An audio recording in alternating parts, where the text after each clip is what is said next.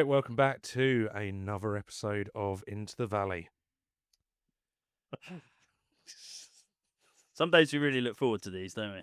Yeah, and other Some- other days we have what we had. The Saints have come marching in, and yeah, that was tough. I mean, where to start really? But that 8 minutes, I think it was, 8 minutes. Yeah, it was 8 minutes. Yeah, was one of the most surreal things I think as a Charlton fan I've experienced in a long time. And I think it probably tells us how far we've come because it brought me back to dark days. That's actually what I was thinking. Is we have as Charlton fans, we have experienced that where we've just completely capitulated in games, and that's been in League One where we've been up against lesser opposition. The maybe I don't know if you can call it a silver lining is at least it came up against a team that have played in the Premier League last year. That's the only crumb of comfort I'm going to take. Roaring form, got a manager. Yeah, I mean, it was bizarre, wasn't it? And I think look, we have had. It did bring me back to times which we've had, which have been quite dark. I've never, and I don't think, as a Charlton fan, experienced anything quite like that. And I think take away the opposition or the level at which you're playing. I was shell shocked. I mean, it felt like it was coming beforehand, and I felt like it was gonna be a long afternoon. It reminded me a bit similar of the start to the Ipswich game where they were really on top. But when the first goal went in, it felt like every attack, and when it went to 2 and 3, I was worried. Is this going to be 6, 7, 8, 9? Well, it was 5 at half time. To be fair, I mean, it could have got. But it felt like in that 8 minutes, I think every attack they scored, and it was tough to see that was going to stop. I think what it is as well is we've got accustomed to watching Charlton be so solid at the back defensively. Not only that, we've been brilliant at the Valley, so it's like a double whammy of not being. Well, we're not used to seeing our defence leak goals like that for fun, and especially at home, which has been a real fortress for us. So. For the fans that were at the games, obviously we weren't there, but watching that must have been a bit of a shell shock, sort of. Well, I can only imagine what it felt like watching it from afar, let alone exactly being in the stadium. It must have been, and then a really good support. I mean, really good numbers again. It's a performance that I think you have to move on from because there's no point in wallowing in it. But it was a very bizarre, very uncharacteristic. And I think it was a perfect blend of that was, in Nathan Jones' words, that was probably the worst version of ourselves. And I'd say from their side, it was probably, look, respect where respect's due. It probably was, especially this season so far, the best version of their selves. Yeah. They were dangerous, but my God, did we make it easy for them, for a team that were a little bit on top to take advantage of that, because there was...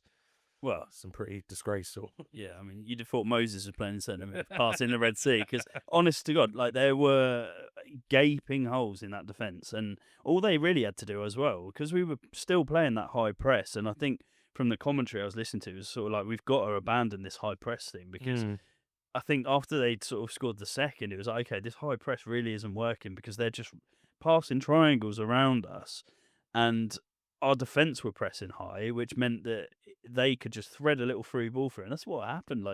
But it was also the defence was pressing high, but the rest of the team, I felt the defence was pressing high, but then the midfield and attack was very disjointed in the press, and it was very strange because they were playing quite... The one thing I did think from the first 15 minutes is they were definitely going to create chances, but I felt it was going to be one of those kind of kamikaze games, because I felt they were probably the most bold I've seen in the Championship so far in playing it out from the back, and you felt there was potentially a mistake in there, and I felt if we were going to get anything out in the very early parts of the game, that was going to be where it was. But let's break down that first half a bit more, because I think the first half is where it all happened. As I say, that's kind of how I felt the game going, but they started very, very strongly. We looked a bit disjointed at the beginning, but in the first 10 minutes or so, as I say, I did feel if we could be our solid self, there could potentially be... Also, we've seen games where we've not started that quickly, and we've sort of ridden out the storm a little bit in that first sort of 10, 15 minutes where you've come under a bit of pressure, but we've managed to ride it out, and then we've just grown into the game, and that's what we tend to be really good at, actually. If we don't start quickly, we manage to sort of batten the hatches a little bit, keep the ball out of our net, and of course, in this game, it felt like our goal was living a charmed life from minute 2. Like, Well, you think, I mean, before the first goal went in, they had 2 pretty good chances. yeah, One, I can't remember who it was who hit it just wide, and then another one where it had kind of bounced around, and I think it was Armstrong, really good save from it was a Kaminsky. great save from Kaminsky, and that obviously again, it was like when he made that save, you're like, oh, okay, like maybe we can ride this out. Like we've got But that's normally, as you say, that's our Yeah. moment to wake up, and we Yeah. just didn't. And That was exactly it. That was our wake up call to be Mm. like, all right, lads, we're really starting slow here. Yeah. And I think the first goal down the wing, crossover, and it was it wasn't the most pretty of goals, but it was Good header, to be it's good fair. header. It was a good Quite header. poor defending. We just looked very still, very. Slow. It was like statues, slow, and it just kind of married into. And I think that was the point. Once again, we have a turning point. We've been given the warning signs. They've now scored. Surely there's got to be something, and there wasn't. There really wasn't. And, second goal, Armstrong. Somewhat fortunate in some. I mean, you had the boy who ran through our midfield. Scienza managed to dribble through about 10 of our players. Literally every outfield Well, player. my worry with it is sometimes you go fair play. That was an amazing bit of dribbling, and it was just the quality of player. My view on that one was anyone who had a bit of pace would have run past. I think Carey was kind of just, just went past him. He was jogging back. Everyone was just struggling. The actual goal itself, a little bit fortunate. He Well, he got tripped the up on rebound, the ball, didn't he? got the rebound, but Bit unfortunate for Kaminsky because obviously didn't have much chance Yep. once he'd sort of already gone down for the first save. But and then just kept coming. then, and now I think probably the more concerning where before that I thought, okay, look, it's 2-0. It's been an awful start, but like any game, Yeah, you can 2-0 is one of those scores where you can come back into the game. I said to, I was in a room where I was watching it, and Chris, our other brother, was with me, and I said to him, if we can get one more goal before half time, there's still a game here. Little did I know, 4 minutes later, if we're going to talk of parting the Red Sea, one pass pretty much through the midfield, the defenders pressed up, they were just in on goal. Dreadful, easy finish. I felt really sorry for Kaminsky in that game. He's just opened his foot up. Well, you could see he was just getting more and more furious. And I think another thing in that game that I've not seen us have to do is, I think every single player, I just saw their hands up in the air, like what's going on, especially the leaders in the team. I thought Jones at one point was just furious. It felt like there was a real disconnect and something wasn't working. Well, clearly something wasn't working, but where players were losing their men, they were letting their men go. For that third goal, it was Sonny Carey busting a gut to try and get back, and there was no centre back in sight. But that was the disjointed press. Yeah, it was just everything all over the place. Yeah. Can't get any worse than this. It can. Finazaz then rounds the keeper. We've got another goal going. Another one where we just sliced with one pass straight through. He's just dribbled it round Kaminsky. 4 goals in 8 minutes. I can't imagine that's happened too many times in the history of the Championship. It's got to be up there with the quickest. Yeah. And as I say, at that point, the game is gone. The game is gone at that point, and they then, later on in the first half, I think the game settled in a little bit, albeit they still looked like they were the team who were just going to keep going and going and going. Yeah. It slowed down. We plugged the goal scoring a little bit. And then Finazaz for the final one of the half, knocks it in the back of the net. We're 5-0 down, half time. I mean, well, we're not before the whistle. We did obviously we got our goal, but I'm saying is at that point we're looking at going into half time. 5-0 down. I mean, I can't imagine, as the players, as poorly as they've played, mentally how you try and play the rest of that game out, because you're in front of the home crowd. You don't want it to get any more embarrassing. I think like it was already like conceding 5 goals in the first half and 4 in 8 minutes is diabolical. Let's be honest, but what it becomes after that is a real damage limitation exercise where you have to, and that would have been. Obviously, we managed to get that goal back, which is a good header from Jones. I said I wanted Lloyd Jones scoring a bit more. You did, and he did listen, albeit in a game where it really did. Prefer a different game where it actually meant something. Yeah, but I mean that goal is poor defending from you. But once again, at 5-0 up, they do, and I think it's probably how the rest of the game. The one thing I think we haven't commented on as well there, if you ever needed to show how much of a free fall we were in the moment after we scored, let in 4 as well, the fact that Jones then took Apter off, Ranking Yeah. Costello came on, and yeah, I mean, we said once again he's another player we wanted to get a few more minutes. Not I in kind of those felt sorry for him to a circumstances, certain yeah. extent, but I thought he looked terrible when he came on, albeit Yeah.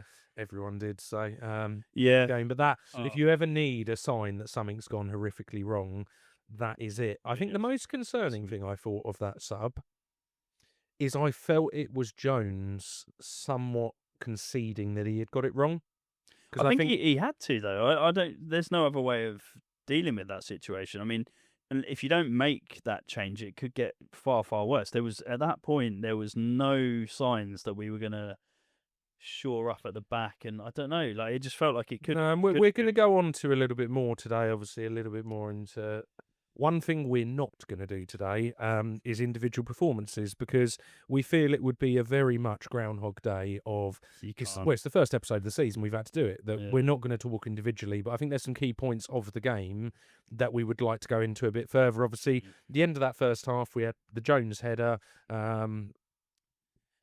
Any optimistic Charlton fans thinking that maybe that was the point that Well, could turn it round? I guess it's that one where it's like, okay, we can get a goal here, which obviously it got Well, I us thought upset. it just showed that there could be some pride, even though that's probably majority gone.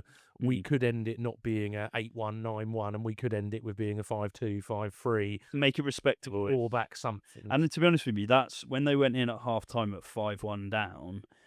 You can guarantee Jones would have given him a rocket. Clearly, he may have held his hands up and said, "Right, boys, I've got this wrong."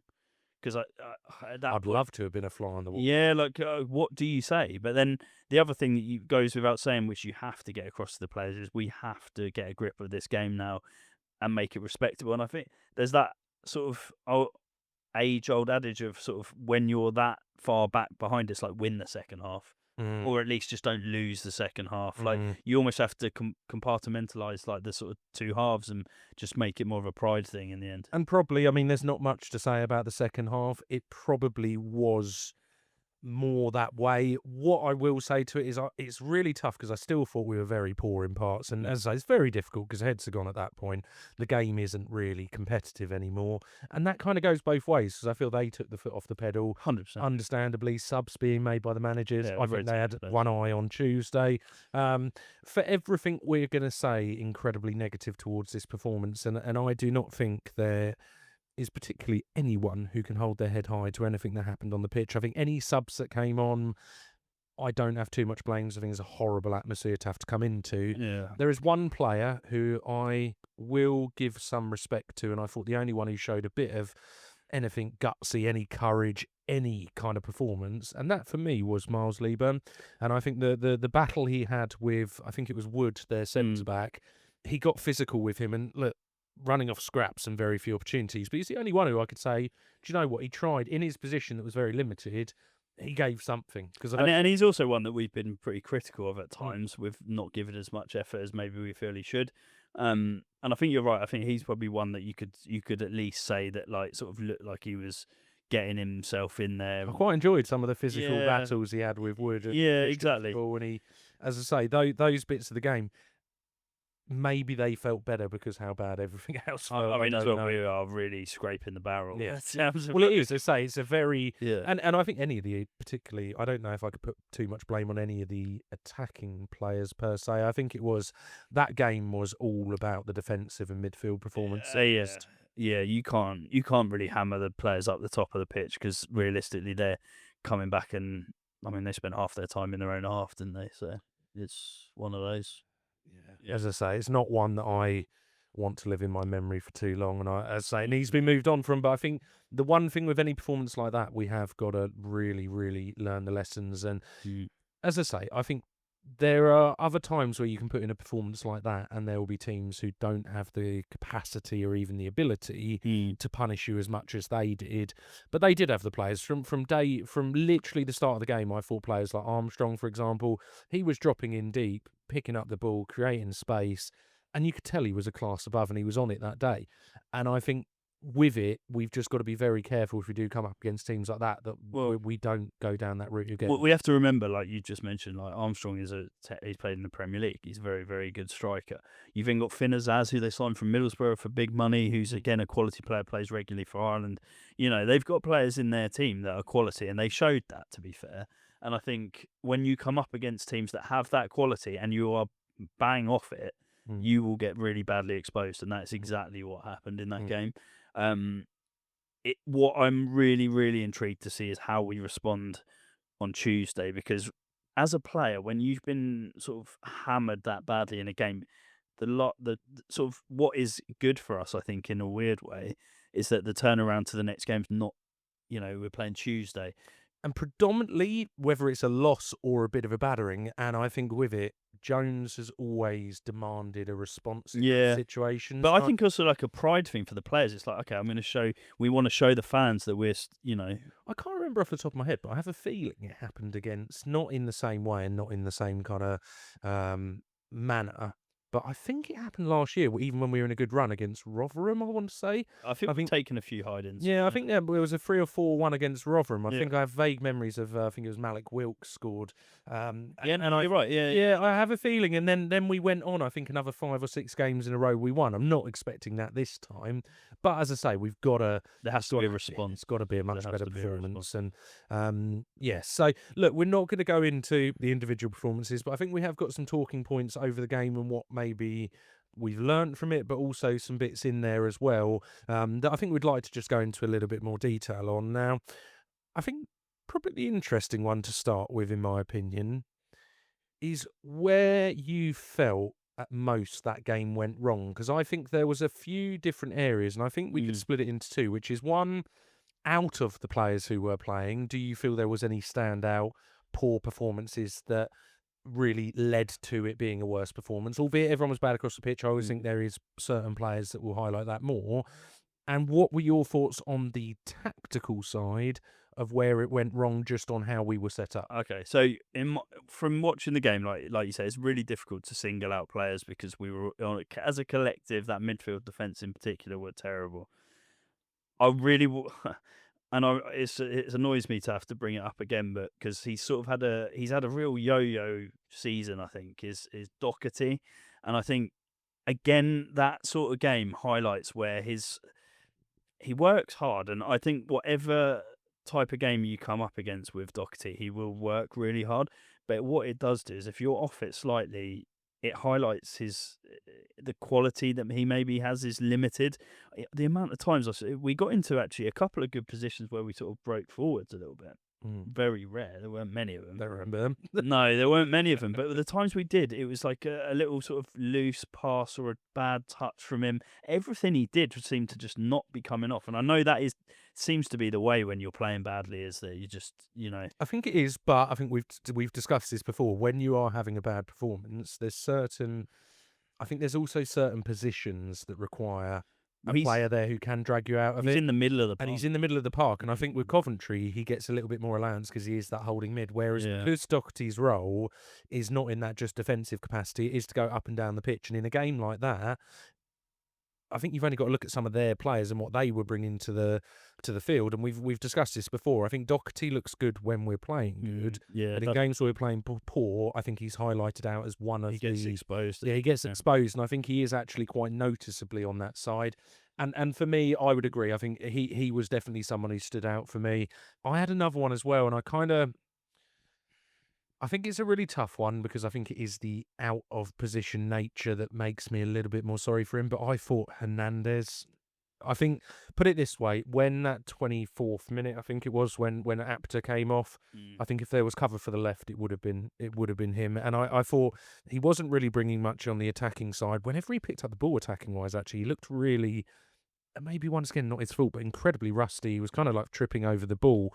On a defensive nature, For once, I felt quite sorry for Gillespie because actually, if you looked at it a few times, he was having to really cover, and you could tell Hernandez didn't know where he should be. And the poor performance there, I don't know if actually I look at that, and I think we've seen it now on a few occasions, how much am I going to be critical of Hernandez, Mm. and how much am I actually now going to look at and go, I know we're short on players, We but need to surely adapt there's a got to little be bit. surely there's got to be a different setup there.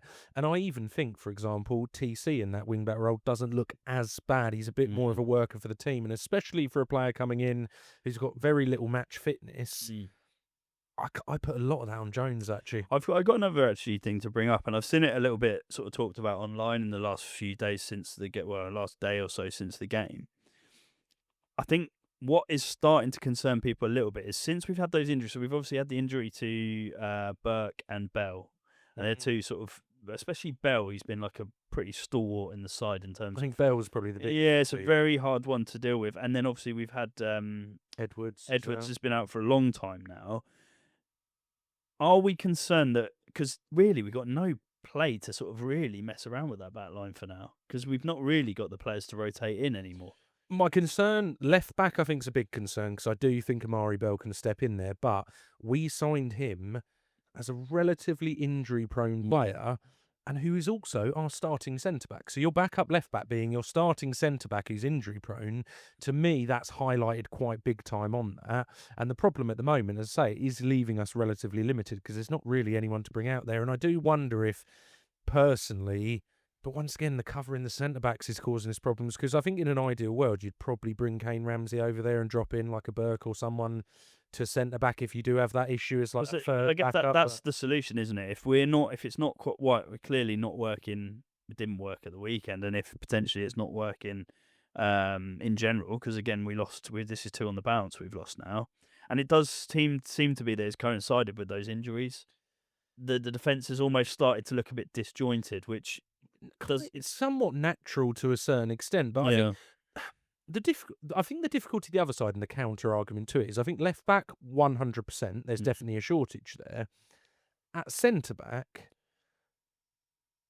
it's that balance between having too many players, because when everyone's fit and we do run through 10 games in a row of everyone being fit, there's always that argument where fans go, oh, I feel really sorry for this player because he's not playing and he's not getting his match fitness. I think the problem is because if we were a 4-back with only 2 centre-backs, I think we'd probably be covering what we have now better. But because we play those 3 at the back, that's probably where the bigger issue is. I don't think my point is, it's not that we didn't have enough depth, because I think we've just been very unlucky having 3 of our better sort of defenders out. It is very unfortunate. I think more maybe what I'm trying to work out is, do we need to tweak the formation in order to allow for the fact that we're very threadbare at the back? That maybe has to be the solution. Have a backup system. Yeah, like we have to adapt, and we have to sort of come up with a different way of sort of setting that back line up. Because the way of adapting so far, and especially in this game, which was so catastrophically wrong, was playing 2 attacking wingers as wing backs against an incredibly talented, take form out the window, incredibly talented players who absolutely had a field day. And I think we discussed it a few weeks ago where I can't remember what game it was, but Bree started over Apter, and I think it was when he had they said he had a groin injury. So he couldn't cross the ball. It was only a couple of weeks ago. Swansea? Yeah, it might have been. I can't remember. Yeah. Can't remember what game, but that game, I think there was a lot of questions why is Apter not started. Yeah. And I think we've probably found the answer there. That it's not Apter's fault, and I think the argument would actually be I'd prefer Apter and not to be playing Hernandez. That the covers just on the other side is so poor that we don't really have that option. But definitely those, as I say, that for me, if I saw us starting another game with 2 attacking wing backs, I'd be. Well, it's going to be really interesting to see what sort of team we put out on Tuesday, because you're coming off of the back of a 5-1 hiding. Does he tweak the formation? Does he will probably rotate players anyway because of the short turnaround on the games. But it's going to be really really interesting to see whether we actually change it. Do you see it as a 4-back with maybe Gillespie dropping out to left back? Ramsey. There's a few ways you could do it. I think the argument, if you went 4-back, would probably be Ramsey on the left, Bree on the right, and Gillespie and Jones in the middle. Yeah. And then you go a little bit more, then you open up an extra player as well up the pitch. Yeah. I do tend to agree there, and it's actually strangely before you said that, it's not something I've thought of as much. But yeah, maybe we are a little bit too one-dimensional with our system, and Well, we've only really played. That's all we've done this year so far, isn't it? Mm. And I think because it's worked, why would you change it? Like we were sitting in ninth before that game finished. Like, so we're clearly doing something right. But it just does make you think. Like, actually, when you get exposed that badly, we've got injuries that have really sort of hampered our back line. Do we need to change it around? And obviously with the 2 games we've got coming up, Stoke away on Tuesday is obviously that horrendous sort of game that you never want. I saw that it's meant to be sunshine, so it'll be cold, but it won't be a rainy Okay, Tuesday that's night good, in Stoke. that's So good. yeah, But yeah, so you've got Stoke and then you've got Coventry who are flying absolutely high at the top of the league. So they're both away. Yeah, they're both away games as well. So all of a sudden, like, you do not want to take 2 more sort of big losses. Well, Because then it's I think I don't we've know. probably allowed it in our budget for point tally. We probably do have it in us to be able to go through that kind of spell. But Yeah. my biggest worry is Yeah. I think there's got to be 2 very big performances in those games, because Yeah, Coventry especially are pretty free flowing on their scoring, and I think Stoke have been pretty good on that side as well. I mean, the one thing we can't afford with the performance we just had is taking 2 more absolute hidings, because that is a morale side of it, of actually getting yourself back out of that mentality can be tough, and that can actually impact on your next game, which is a more winnable game. We always highlight momentum in the sort of one in the Championship. It's massive, but also football in general. Like, when you're winning, it's great, and like you can really fly up the league. But when you start getting into a run of losses, which 2 on the bounce now, with Stoke and Coventry coming up, we could be looking at, I hope not, but 4 on the bounce, and then you're like, okay, that questions start to be asked of Jones and the way the team's being set up and the way the players are playing. So And I think that's healthy to a certain it's extent. it's To ask like, questions, I don't think any Charlton fan will be sitting here, especially, look, I see this as a one-off, in my opinion. But I think it's healthy still to say none of this is questions around Jones as a manager in regards to being our manager. But I think it's healthy to say, actually, I think you might have got it wrong there, and question decisions that are made. And I Yeah. suppose that would probably come on to my next one. Do you feel in that game, with everything we're saying there, whether it's personnel, tactical, etc., do you feel in that game, had different decisions been made, do you think we could have seen a different performance, or do you think it was one of those that I think the system we played against the side that we came up against, so like we've said already, how much quality they had in the team. They got players like Armstrong, Finnazaz. Their midfield is littered with like really high quality players. So I think it was always going to be really tough, and I don't think you'd be really naive to have gone into that game thinking we're going to breeze this. I don't mean breezing, but I think a lot of Charlton fans and a lot of pundits actually, and I Oh, saw a lot yeah, of we're other looking like us to win. YouTubers and stuff who, Yeah. to be honest, like, we were quite heavy in a lot of people's Yeah. opinions of. I don't think anyone saw us dominating the game. Well, also, dealing at they're 1-0. technically managerless, aren't they? They got a caretaker in who might end up taking over full time because he's done such a good job. Hard to argue at the moment. Well, yeah, exactly. But on paper, you're looking at a team without a manager, a full time manager, who obviously have picked up a couple of wins since Still got sacked, but they weren't in good form at all. That's the reason he got sacked, because they weren't winning games. They've clearly got a good, high quality sort of squad. So something was going wrong, clearly, like with the way they were being set up or whatever, the players they were picking. And he's clearly got something going there now. But yeah, I mean, I don't know. Could we have played it differently? Yes. Could we have maybe set up differently? Yes. But Crystal ball hindsight, isn't it? yeah, like who knows? Exactly. It's really Who knows? We could have set up another way, not knowing how to play that, and it would have been 8-1. So maybe exactly that. But like, I guess like Jones spends a lot of time, and obviously the club, the backroom staff, they analyse all this stuff to the nth degree. So they would have gone into this game knowing how Southampton play, like looked into the sort of style of play they play and seeing how we could counteract it. And clearly, it's just gone wrong. And also, is it just one of those days where just you are off it? They happen. We're going to get those. But also, can you look at it and try not to look at me too much as a nutter here, but is actually something like that, in the grand scheme of where we're going, an important lesson to learn? And I think actually sometimes taking hiding. No, but there can be bits that are, especially in a process where we are wanting, almost looking at a game like that and going, that is what we have to be up at the top end, where realistically we want to eventually become a team that are competing up into those. I'd rather do it in other ways, but as long as we do take lessons from it, Yeah, I'm not it saying, can be. I'm not saying it was a good thing, but they I can, know. they can be learning that. I know what you mean, and it can be a healthy lesson to learn in a weird way because But next time we go 1-0 down when we're getting dominated early on, maybe they will remember this game and go, okay, we know what went wrong there.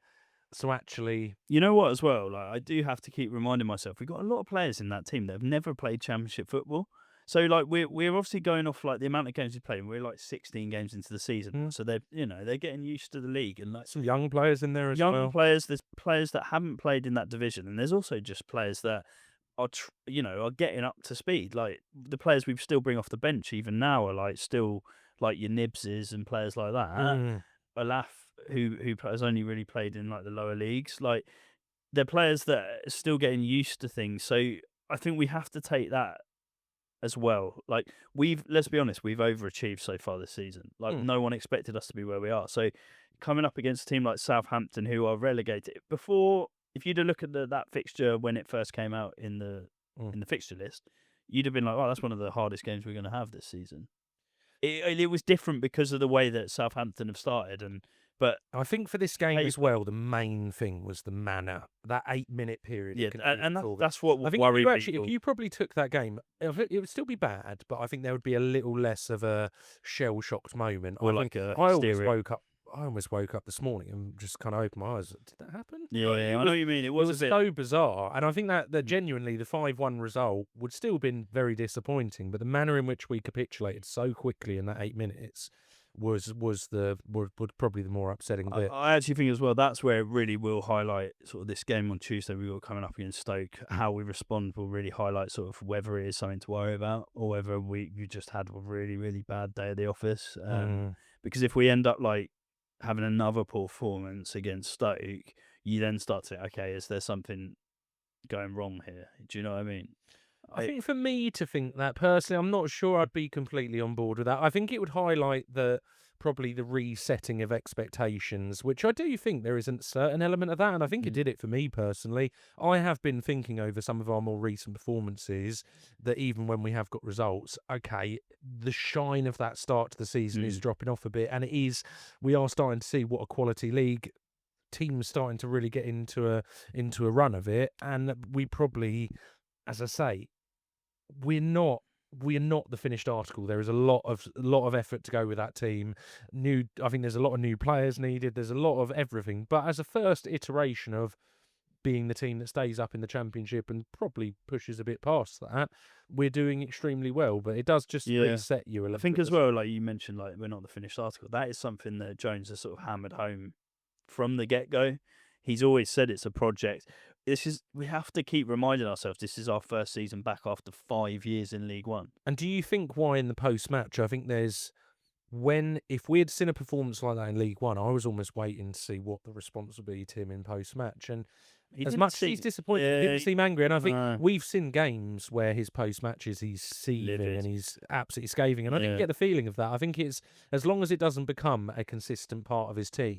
That's it. That is it. Basically, it's that cannot happen again. But it may, it's like you said already, like that is a massive lesson for the players. It's like they don't want to feel that again. And they don't certainly want to feel that over the Valley in front of 20,000 fans. It's not ideal by any means. But what it does do is it sharpens the focus, you'd hope, for the players to be like, okay, let's really sharpen up for the next one.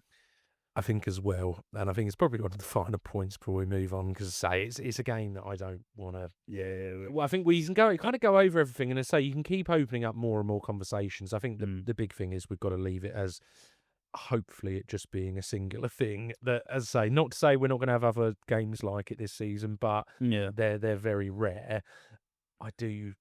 I don't know if it's that I feel for Jones, but I'm sure deep down that one would hurt him as well. I've seen so many things of the abuse that he was getting in the game, and look, rightfully so to a certain extent. He gives it out big, when it does happen the other way, you got to take it. But there would have been such a big part of him that wanted to get one over, and before the game, they were like tongue in cheek calling it the Nathan Jones derby.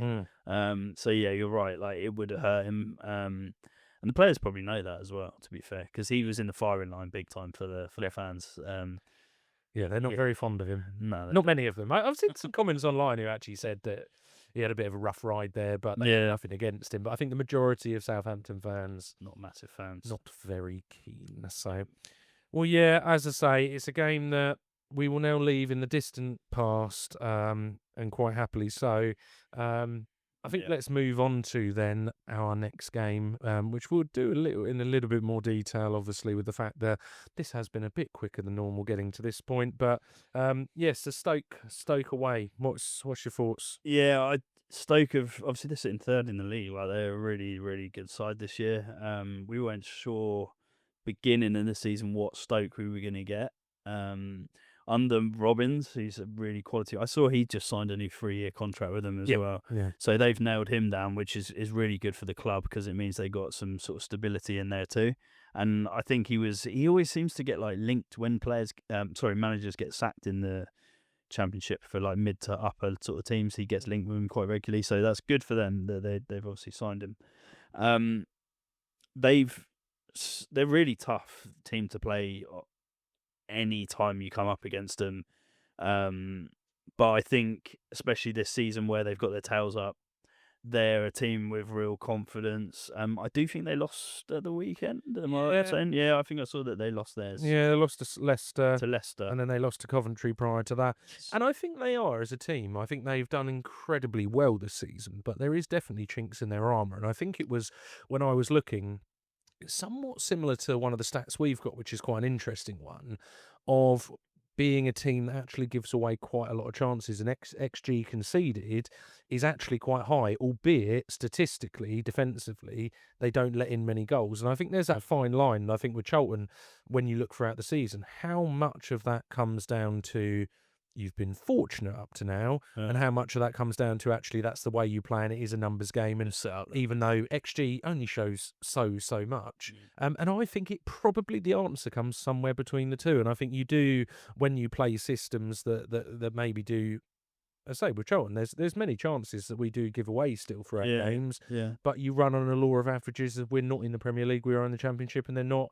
The chances will get missed, even ones that are better chances. And I think that probably with them, Stoke have weirdly, they've always been that sort of side that when you come up against them, you're always expecting like a sort of physical game. Like they've always been quite a tall, strong sort of side. I'm not quite sure how they've sort of changed over the years and like where they're at in this moment. I always think of Rory Delap, Ricardo Fuller, Shawcross, and Shawcross, some real sort of heavy hitting players. But I know that Sorba Thomas has gone in there and done really well. And I think they've got some dangerous players in that side. So we'll have to obviously be really resolute at the back, which we certainly haven't been. Well, and clearly when they click in games, they do have that capacity. Because, I mean, prior to the last two games, they had a 3-0 win away to Oxford.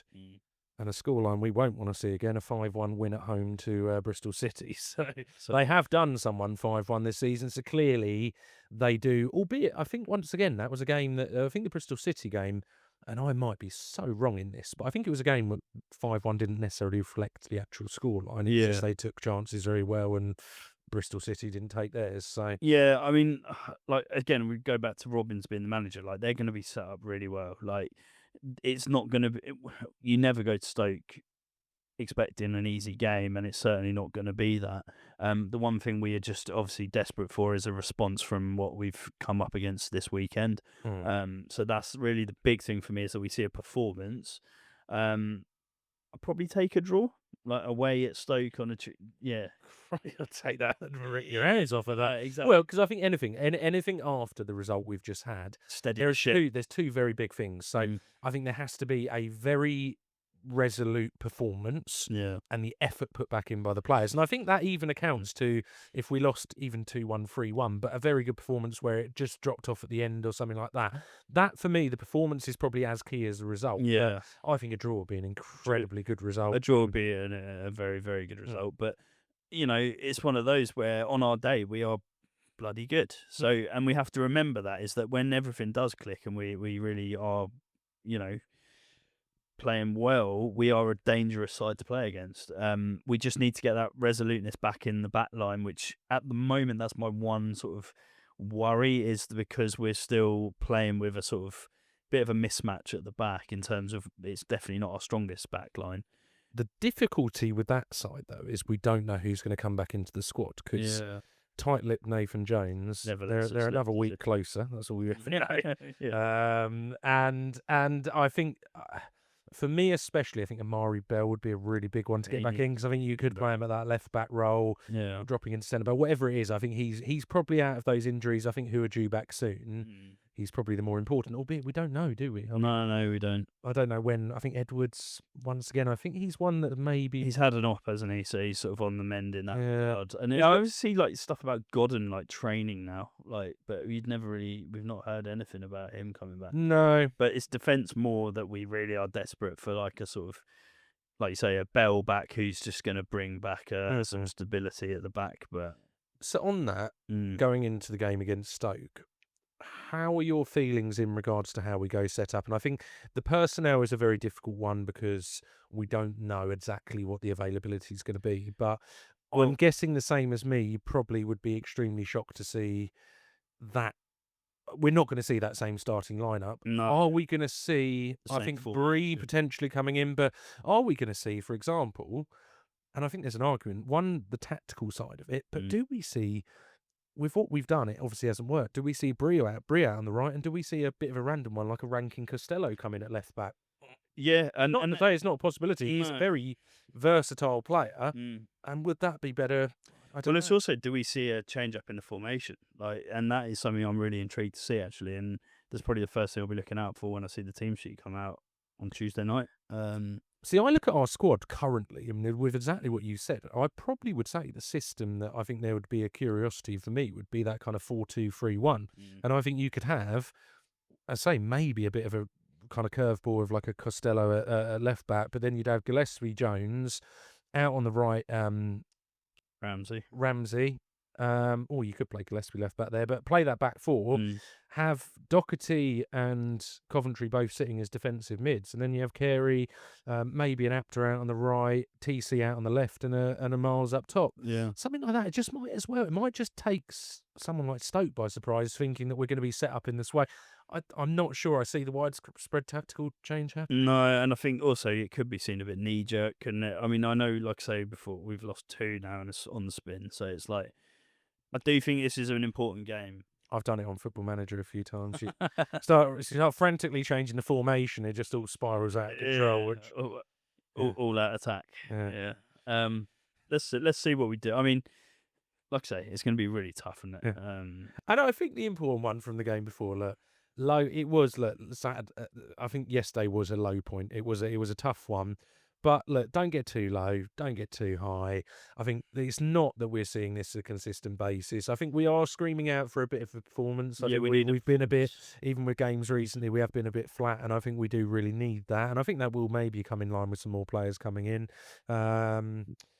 But yeah, I think let's go into it. So my biggest thing is I want the performance. I think that's a really, really important one for me. Yeah, and I think Jones as well will be saying, okay, we've had a nightmare here. Let's write it off and let's show the fans what we can really do. And that's the mentality that I'm sure they'll go into it with. So yeah, fingers crossed. Fingers crossed. Well, let's, as a final one, let's hope we do start, I say, a few recently where we've been going down this one, but we'll bring up the league table now. So sitting in 13th, so pretty much mid-table as it gets. Yeah, although obviously we try and look upwards rather than downwards. So 2 points off playoffs. Yeah, I was just about to say, if we're focusing on the upside of the table, then we're still.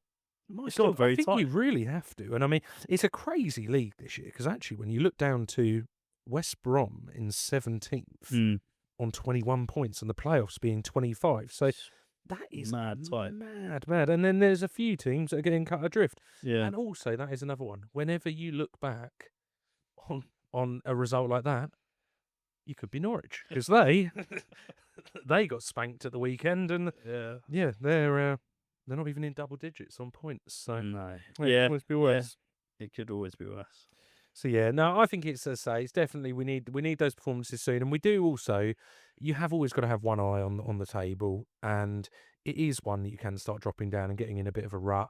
So yeah, performance and points coming up hopefully would be nice, but I think these next 2 games we just got to get through because I think Yeah, tough they are. ones. Definitely on the tough side. So there we go. Well, the happy and cheery this week's episode is over. So we'll be back on Wednesday. So we'll try and get an episode out Wednesday morning, record it after the game on Tuesday. Let's say hopefully that'll be a really positive one. And yeah, we can just put this one back in the past. So we'll see you on the next one.